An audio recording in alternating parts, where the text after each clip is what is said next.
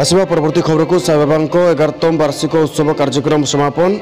ढेंकानाल मीना बजार स्थित साई बजार प्रांगण में साई बाबा 11तम वार्षिक उत्सव कोरोना कटकणा को तथा तार मुरबी स्वर्गत धरणीधर महापात्र देहांत पर कार्यक्रम को विधि रक्षा संकीर्णतार सह समापन करा कार्यक्रम को रत्न महापात्र समस्त सदस्य आनंदर सह सहयोग करथिले। संध्या बेले साई बाबा भजन कीर्तन सह बाबा कार्यक्रम समापन होइतिला।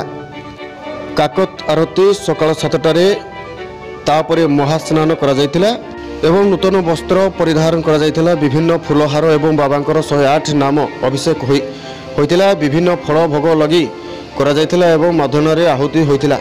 ढेंकानालरू ब्यूरो रिपोर्ट जेबीएन टीवी। कोडी घर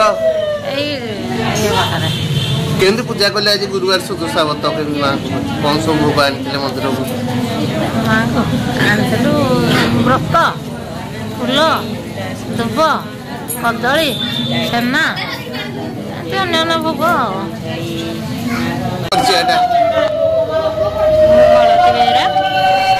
ढेंकानाल कौन सब आज सुदशा व्रत गुरुवार मंदिर को कौन सब आनी भोग करने पूजा कले आज छेना गुड़ फल कदली दुब बरकोली व्रत पूजा कर 10 घंटी पकई